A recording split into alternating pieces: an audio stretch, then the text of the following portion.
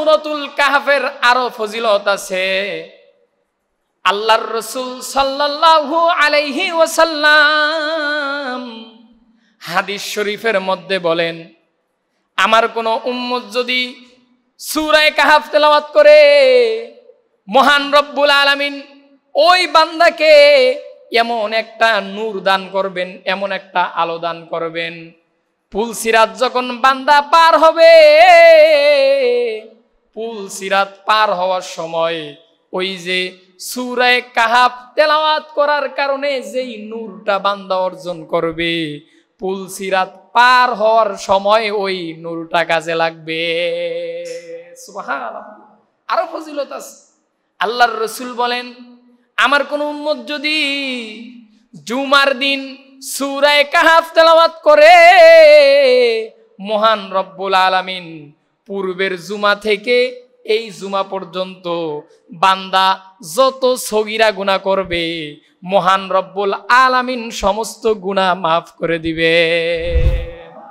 সম্মানিত ভাইয়েরা আমার, আজকে যে আয়াতে কারিমা আপনাদের সামনে তিলাওয়াত করেছি, এই আয়াতটা অত্যন্ত দামি একটি আয়াত, যে আয়াতে মহান রব্বুল আলামিন দুইটা নিদর্শন, দিক নির্দেশনা বান্দাবান্দীদেরকে দিয়েছেন যে কেউ যদি এই দুইটা আদেশ পালন করে, দুইটা আমল পালন করে, তাহলে সে ব্যক্তি মহান রব্বুল আলামিনের দিদার লাভ করবে, সাক্ষাৎ লাভ করবে। বলেন সুবহানাল্লাহ। আসলেই আমরা তো হলাম সবাই মুসলমান মুমিন, কথা বলেন ঠিক কিনা? আমাদের জীবনটা সফল কাম কখন হবে? কখন সফল কাম হবে? একটা বান্দা যখন তার রবের সাক্ষাৎ লাভ করবে, দিদার লাভ করবে, তখন সেই মুমিনটা চূড়ান্ত সফলতা অর্জন করবে। কথা বলেন ঠিক কিনা?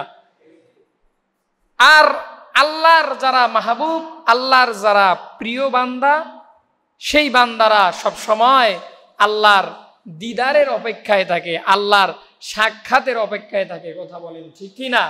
ভাইরা আমার, তো যে সূরার আয়াতে কারিমা তিলাওয়াত করেছি, সূরাটাও অনেক দামি, সূরাটাও একটা পরিচিত সূরা।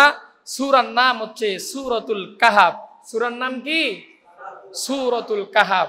কাহফ অর্থ গহীন গর্ত।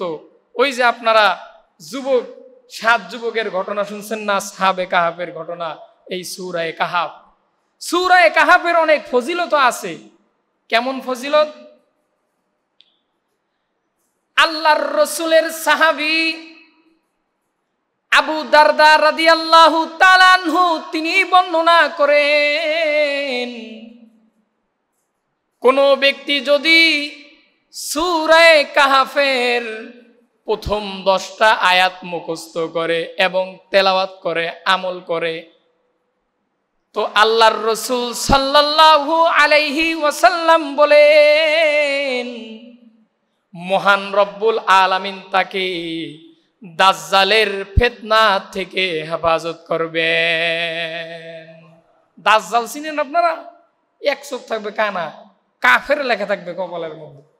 এই দাজ্জাল ভয়াবহ অবস্থা থাকবে, যার এক হাতে থাকবে কি জান্নাত, আর এক হাতে থাকবে কি জাহান্নাম। মানুষ বুঝবে না, যারা বেঈমান তারা তো জাহান্নামটাকেই জান্নাত মনে করবে, আর যারা ঈমানদার, মুমিন, আল্লাহর কামেল প্রিয় বান্দা, তারা বলবে না, তুই তো আসলেই কি দাজ্জাল। কই মাহদির সৈন্যরা গর্জে ওঠো, শহীদি তামান্না বুকে নিয়ে, ইসলামকে যদি বিজয় করতে চাও, এখন থেকে থাকো প্রস্তুত হয়ে। কথা বলেন ঠিক কিনা? এজন্য দাজ্জালের ফিতনা, এই ফিতনার থেকে যদি কেউ বাঁচতে চান, তাহলে সূরাতুল কাহফের এই তেলাওয়াত করলে মহান রব্বুল আলামিন দাজ্জালের ফিতনার থেকে হেফাজত করবেন।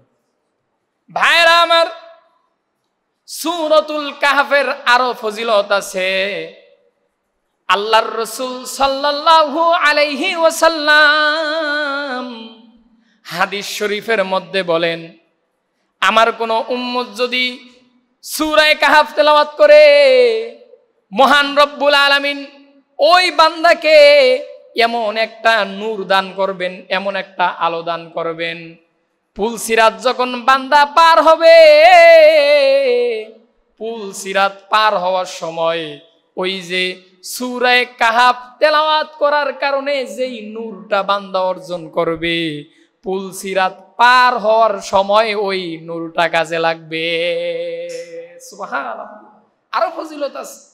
আল্লাহর রাসূল বলেন, আমার কোন উম্মত যদি জুমার দিন সূরা কাহাফ তেলাওয়াত করে, মহান রব্বুল আলামিন পূর্বের জুমা থেকে এই জুমা পর্যন্ত বান্দা যত সগীরা গুনাহ করবে, মহান রব্বুল আলামিন সমস্ত গুনাহ মাফ করে দিবে।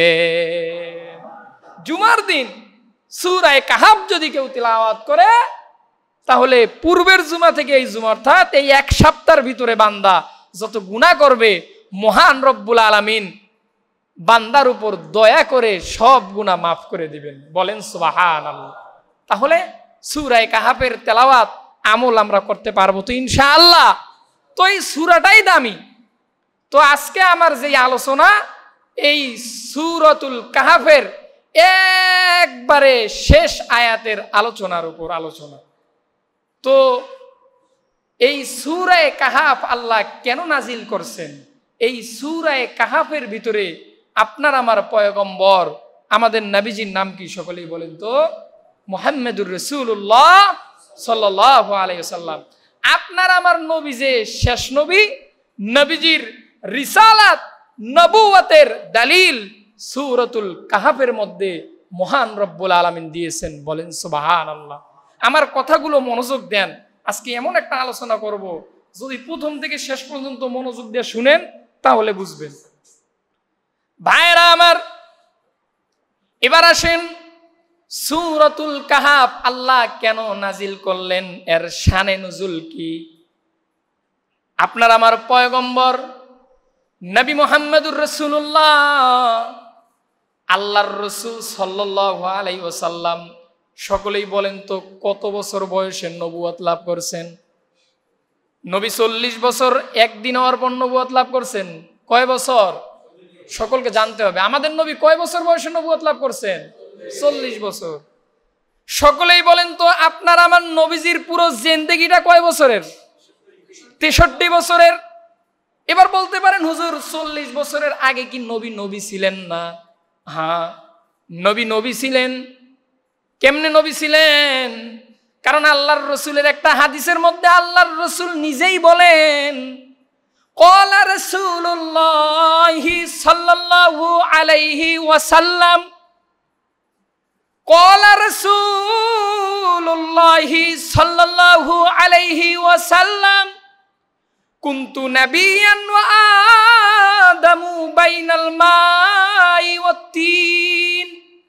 আল্লাহর রাসূল বলেন, ওহে আদম সন্তান, তোমাদের বাবা আদম যখন মাটি এবং পানির মধ্যবর্তী স্থানে ছিল, এর আগে থেকে আল্লাহ আমি মুহাম্মদকে নবী বানাইছেন। অর্থাৎ আমাদের নবী আল্লাহ যখন আদমকে মাটি এবং পানির মাঝখানে, অর্থাৎ আদমকেও সৃষ্টি করে নাই, এর আগে থেকে আল্লাহ কি আপনার আমার পয়গম্বরকে কি বানাইছেন? নবী বানাইছেন। এখন বলতে পারেন তাহলে নবী শেষে আসলো কে? দেখবেন দুনিয়ার জমিনে যদি কোনো অনুষ্ঠান হয়, ওয়াজ মাহফিল হয়, প্রধান বক্তা কি মাগরিবের পরে বয়ান করে নাকি রাত 10টার পরে আলোচনা করে? হ্যাঁ, তাহলে আমাদের নবী হলো প্রধান অতিথি। আল্লাহ সব নবী রাসূলরে পাঠাইছে, আপনার আমার পয়গম্বরকে শেষে পাঠাইয়া আপনার আমার পয়গম্বর যে প্রধান অতিথি, সরদার, নবীদের সরদার, এজন্য আল্লাহ পাক আপনার আমার পয়গম্বরকে শেষে পাঠাইছেন। বলেন সুবহানাল্লাহ। ভাইরা আমার, তো আল্লাহর রাসূল সাল্লাল্লাহু আলাইহি ওয়াসাল্লাম 40 বছর বয়সে নবুয়ত লাভ করছেন। অর্থাৎ নবুয়তের দায়িত্ব আল্লাহ তাআলা 40 বছর বয়সে দিয়েছেন। তো নবী তো নবুয়ত পাইলেন। এবার আল্লাহর রাসূল আরববাসীরে দাওয়াত দেওয়ার জন্য একটা পাহাড় আছে, সাফা মারওয়া পাহাড়। ওই পাহাড়ের উপর উইটা আল্লাহর রসুল জাবালে আবু কুবাইস নামক এক স্থানে আল্লাহর রসুল দাঁড়াইয়া মক্কার আরববাসী গুলারে ডাকছে। আল্লাহর রসুল ওই আরবি ভাষায় বললেন, ইয়া সাবাহা, ইয়া সাবাহা, ইয়া সাবাহা, হে আরববাসী, হে আরববাসী। আরবের সমস্ত লোকেরা ওই পাহাড়ের সামনে আসলো। আল্লাহর রসুল রে দেইখা তারা অবাক হয়ে গেল, আরে মোহাম্মদ তিনি কেন আমাদেরকে ডাকলো? আল্লাহর রসুল আরববাসীদেরকে ডাক দিয়ে বলে, ও হে মক্কার আরবেরা, আমি তোমাদেরকে কেন ডাকছি জানো? আরবের কাফেররা ডাক দিয়া বলে, মোহাম্মদ কেন ডাকছো? আপনার আমার পয়গম্বর ডাক দিয়া বলে, ও হে আরববাসী, আমি মোহাম্মদ যদি বলি এই যে পাহাড়ের পিছনে এক দল ডাকাত আছে, এই ডাকাতগুলো তোমাদের মালগুলো তোমাদের থেকে ডাকাতি করবে, এটা কি তোমরা বিশ্বাস করবা? আরবের সমস্ত কাফেররা এক কণ্ঠে আওয়াজ দিয়া বলল, এরে মোহাম্মদ, আমরা অবশ্যই বিশ্বাস করব, কারণ আমরা জানি, আমরা সকলেই জানি তুমি মোহাম্মদ, তুমি হল আল আমিন, তুমি আর সাদিক, তুমি কখনো মিথ্যা কথা বলো না, তুমি হাসতে হাসতেও মিথ্যা বলো না, তুমি কখনোই মিথ্যা কথা বলো না, অবশ্যই আমরা তোমাকে বিশ্বাস করব। আল্লাহর রসুল তখন ওই একই সঙ্গে মক্কার কাফেরগুলোরে ডাক দিয়া বলল, ইয়া আইয়ুহান নাস কুলু লা ইলাহা ইল্লাল্লাহু মুহাম্মাদুর রাসূলুল্লাহ। আল্লাহর রসুল তখন আরবের কাফেরগুলোরে ডাক দিয়া বলো, আরে আরবের কাফেররা, তাহলে তোমরা শুনো, আল্লাহ ছাড়া কোনো মাবুদ নাই, তোমরা এক আল্লাহর ইবাদত করবা, মুহাম্মাদুর রাসূলুল্লাহ। আল্লাহ আমি মুহাম্মদকে রসুল হিসেবে, নবী হিসেবে পাঠাইছেন, তোমরা আমার উপর ঈমান আনবা। তখন মক্কার কাফেরগুলোর মধ্যে একজন হলো আবু লাহাব। কে? আবু লাহাব। সর্বপ্রথম নবীজি দাওয়াত দেওয়ার পরে নবীজিকে সর্বপ্রথম যে তিরস্কার করেছেন সে হচ্ছে আবু লাহাব। কি? আবু লাহাব। সে কে ছিল বলেন তো? নবীজির চাচা। দেখেন, বংশের লোক, অপর কোনো মানুষ তাকে ঠাট্টা করে নাই।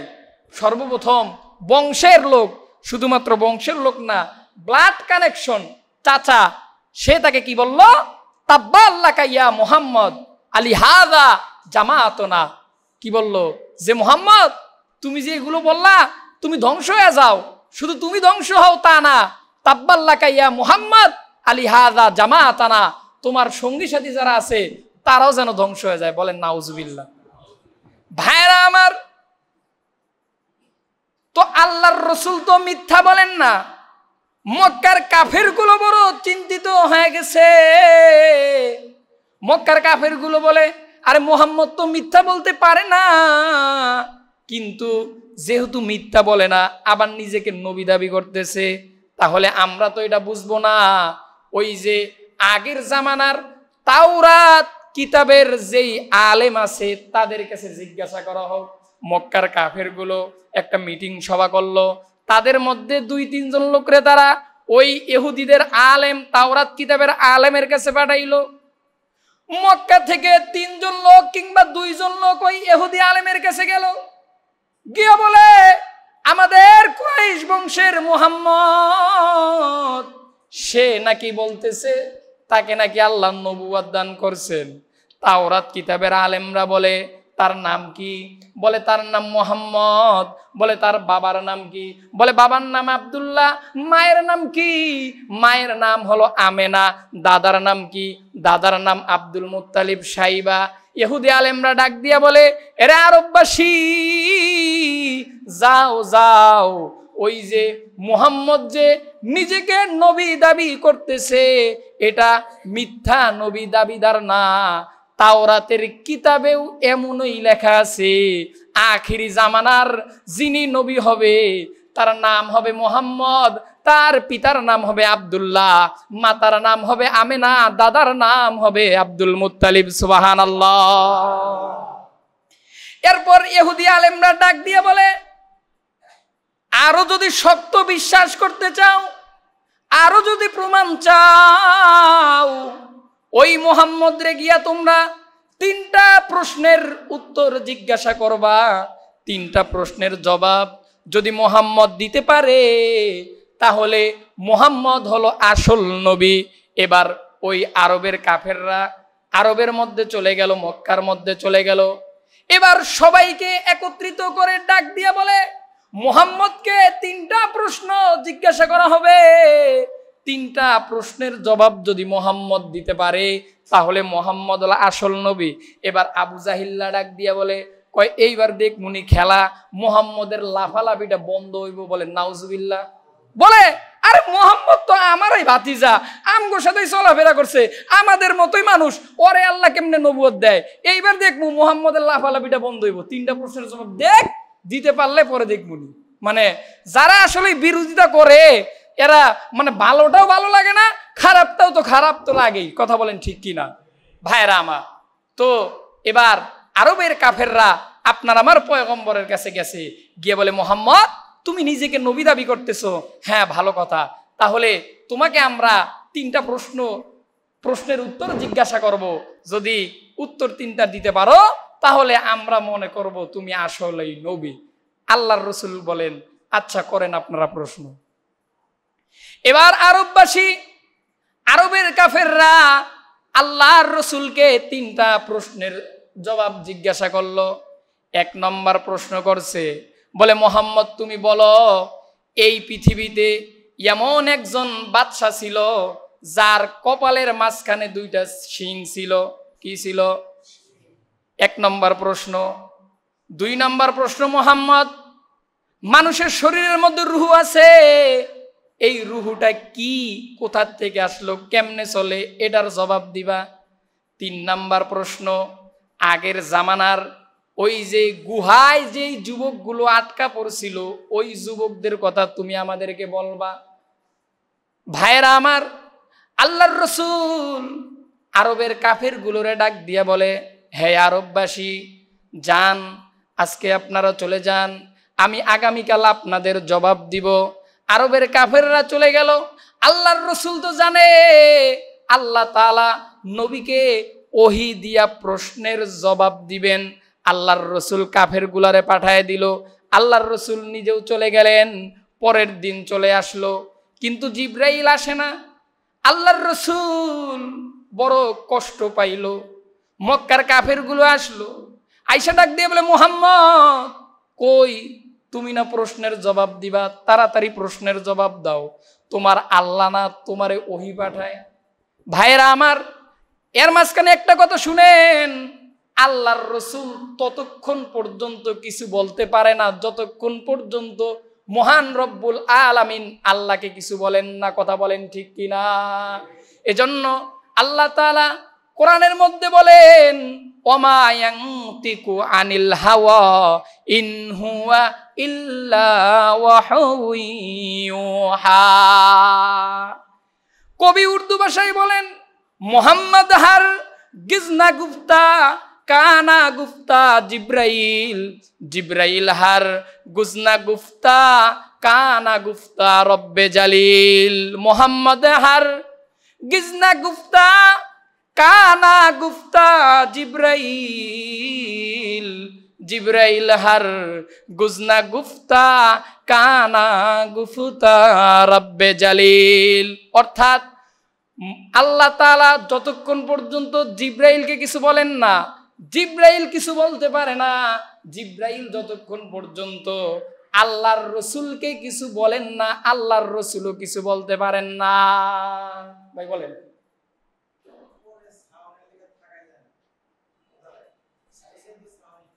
ওখানে সাউন্ডটা কমানো যাবে না, সিস্টেম নাই, সেটা পরে পরবর্তী দেখা যাবে।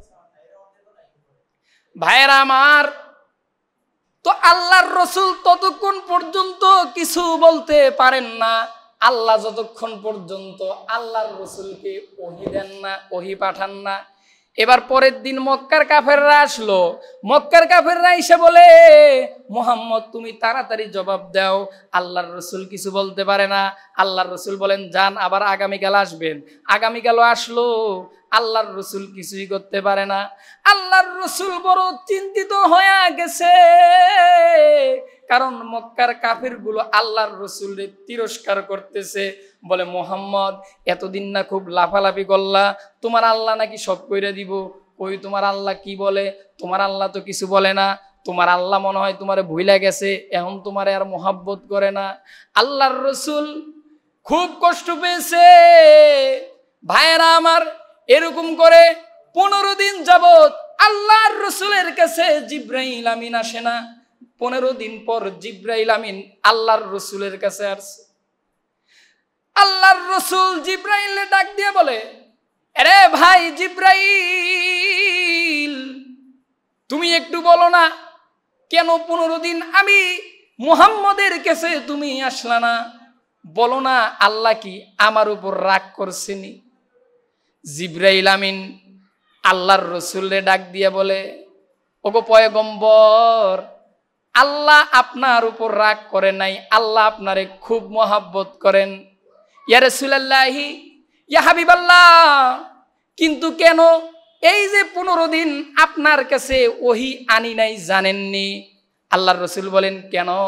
জিব্রাইল আমিন ডাক দিয়ে বলে, ইয়া রাসূলুল্লাহি, ইয়া হাবিবাল্লাহ, ওই যে মক্কার কাফেরগুলো আপনার কাছে জিজ্ঞাসা করছে, যে প্রশ্নের জবাব জিজ্ঞাসা করছে, আপনি যে তাদেরকে বললেন আগামীকাল আপনাদেরকে জবাব দিব, ওই যে আপনার কথার মধ্যে আপনি বলছেন আগামীকাল জবাব দিব, ওই যে ইনশা আল্লাহ বলেন নাই, ইনশা আল্লাহর সবক দেওয়ার জন্য মহান রব্বুল আলামিন আমি জিব্রাইলকে 15 দিন ওহির দরজা বন্ধ করে দিছে। বলেন সুবহানাল্লাহ।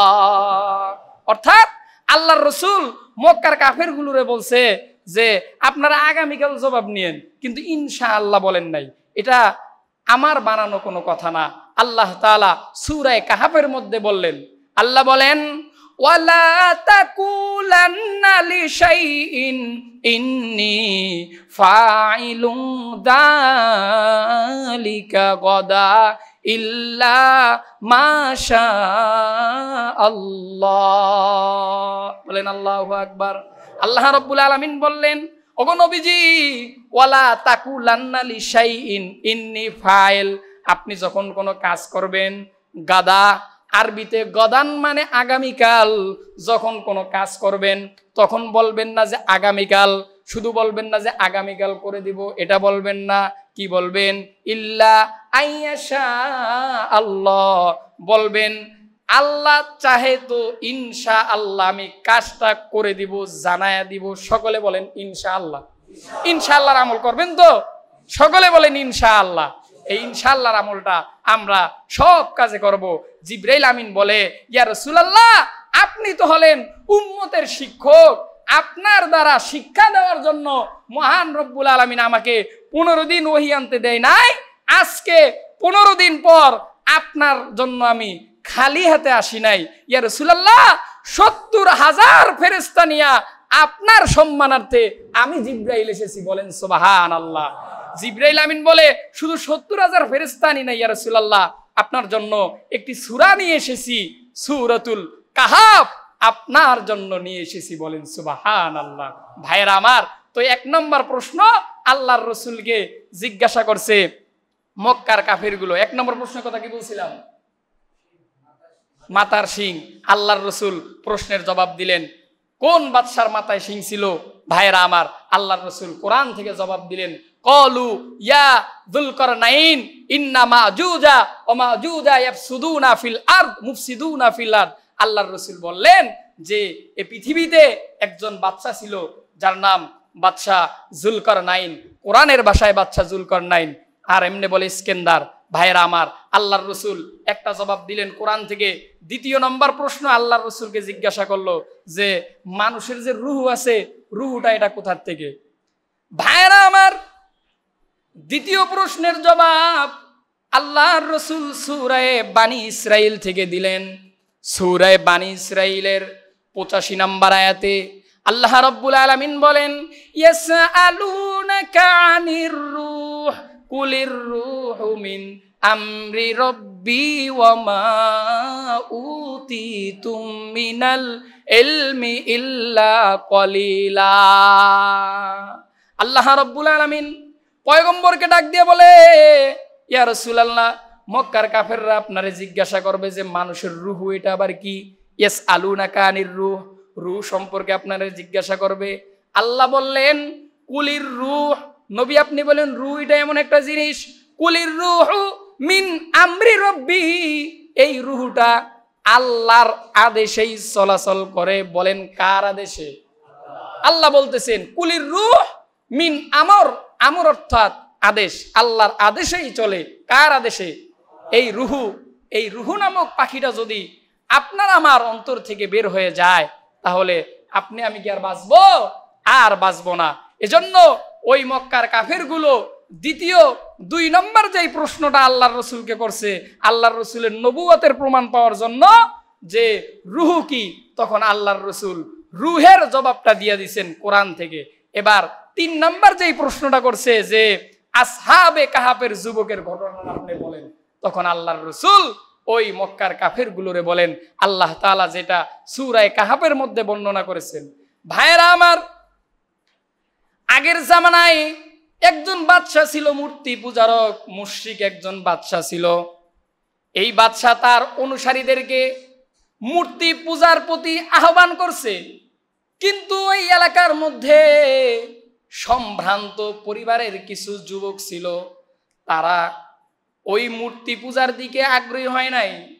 হঠাৎ করে তারা তাদের জবান দিয়ে আল্লাহর নামটা উচ্চারণ করে ফেললো। বাদশাও শুনে ফেলছে। বাদশাহ বলে, আরে এত বড় সাহস, আমার বাদশাহীতে থাকবি আবার আমার কথা শুনবি না? না, এটা হতে পারে না। বাদশাহ আধা ঘন্টা সময় দিছে, বলছে আধা ঘন্টা সময় দিলাম, এর মধ্যে আল্লাহরে ভুলবি, মূর্তির অনুসারী করবি। যুবকগুলো তো আল্লাহর উপর কঠিনভাবে ঈমান আনছে। যুবকগুলো বলে, আল্লাহর উপর ঈমান আনছি, ফাঁসি দিবা, যা কিছু করবা করো, তারপরও আল্লাহর উপর থেকে ঈমান ছাড়বো না। বলেন সুবহানাল্লাহ। যুবকগুলো বলল, যেহেতু আমরা আধা ঘন্টা সময় পেয়েছি, দেখি একটু কাজে লাগাই। যুবকগুলো ওখান থেকে বের হয়ে একটা গুহার মধ্যে চলে গেছে। গুহার মধ্যে গিয়া একটু বিশ্রাম করবে। বিশ্রাম করার জন্য যখন ঘুমায় গেছে, মহান রব্বুল আলামিনের কুদরতে ওই গুহার পাথরগুলো এমন ভাবে আল্লাহ মিশায়া দিছে যে 309 বছর যুবকগুলো গুহার ভিতরে ঘুমায় ছিল। বলেন সুবহানাল্লাহ। ওই যে একটা ঘুম দিছে 309 বছর, আবার কোন কোন বর্ণনায় আছে 320 বছর, যেটা একদম সঠিক বর্ণনা। সমস্ত ওলামায়ে কেরাম বলেছেন, মুহাদ্দিসিনে কেরাম, তাফসীর কারকগণ বলেছেন যে যুবকগুলো 309 বছর ঘুমাইছে। 309 বছর ঘুমানোর পর ঘুম থেকে যখন জাগনা পাইছে, একজন আর একজনকে ডাক দিয়ে বলে, আরে ভাই তোমরা এখানে কি করো? বলে, আর ভাই তুমি এখানে কি করো? পকেটের মধ্যে হাত দিছে, হাত দিয়ে দেখে 309 বছর আগের মুদ্রা। এখন তো মানুষ কিন্তু ক্ষুধা তো সবারই আছে, কথা বলেন ঠিক কিনা?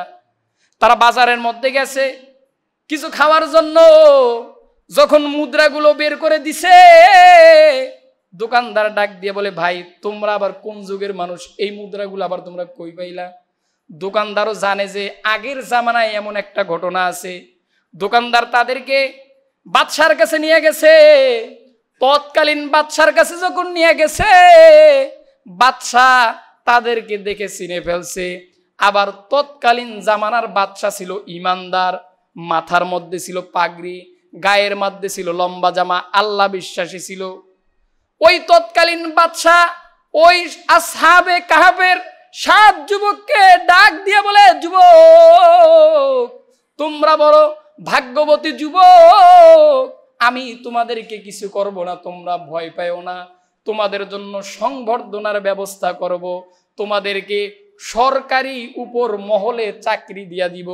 যুবকগুলো বলে, আমরা তো সরকারি চাকরির জন্য আল্লাহরে মানি নাই, আমাদের সরকারি চাকরি লাগবে না, আমাদের সংবর্ধনাও লাগবে না, আপনি আমাদেরকে একটু সুযোগ দেন, আমরা আমাদের গুহার মধ্যে আবার চলে যাব।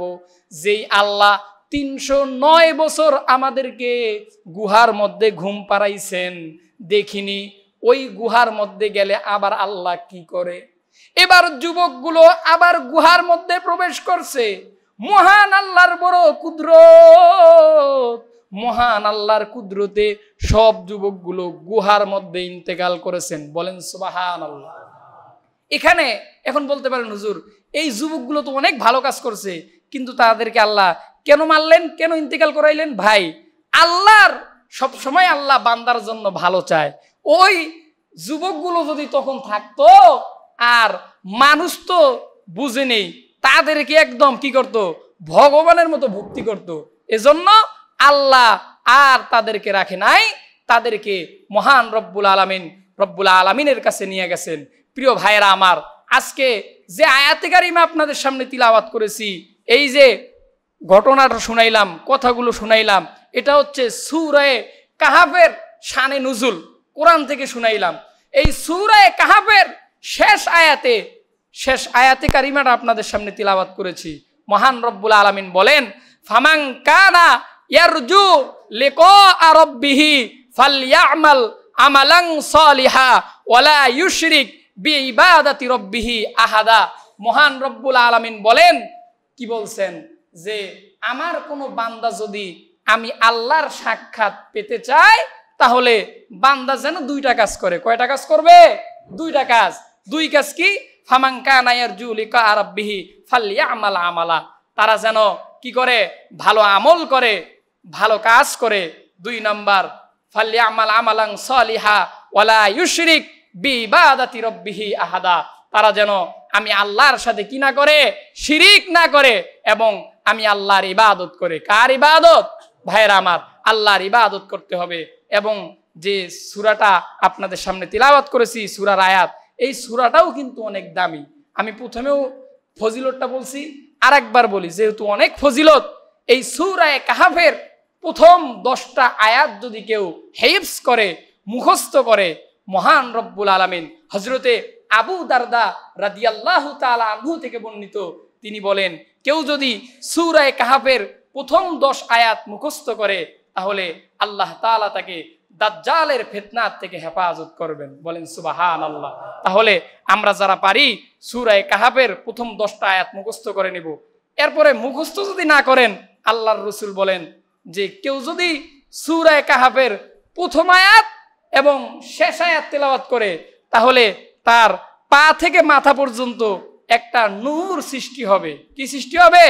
নূর সৃষ্টি হবে। এবং যারা আরো পারে, তারা যেন প্রথম আয়াত থেকে একবারে শেষ আয়াত পর্যন্ত তেলাওয়াত করে।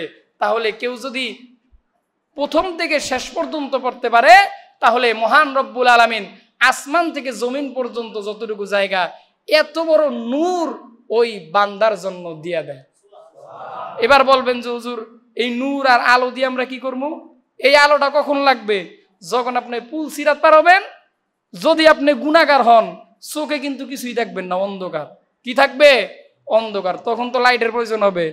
তখন আল্লাহর রাসূল হাদিস ভেঙ্গে বললেন যে ওই অন্ধকারে গিয়া এই যে এই নূরটা, আলোটা তখন কাজে লাগবে। বলেন সুবহানাল্লাহ।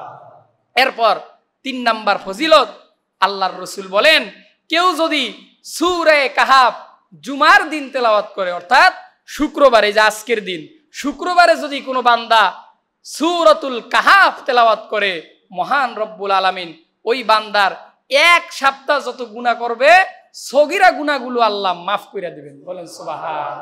যে আমরা গুনাহ করি না এমন কোনো ব্যক্তি আছে? গুনাহ আমরা সবাই করি, কিন্তু সূরা কাহাফটা যদি তেলাওয়াত করি, আল্লাহ তাআলা হতে পারে আল্লাহ পাক বান্দার উপর দয়া করে উসিলা বের করে আল্লাহ মাফ করবেন। তাই আসুন ভাইরা আমার, আমরা এই সূরাতুল কাহাফ সকলেই তেলাওয়াত করব। সকলেই বলেন ইনশাআল্লাহ। আল্লাহ তাআলা সকলকে এই সূরা কাহাফের উপর আমল করার তৌফিক দান করেন। বলেন আমিন। ভাইরা আমার,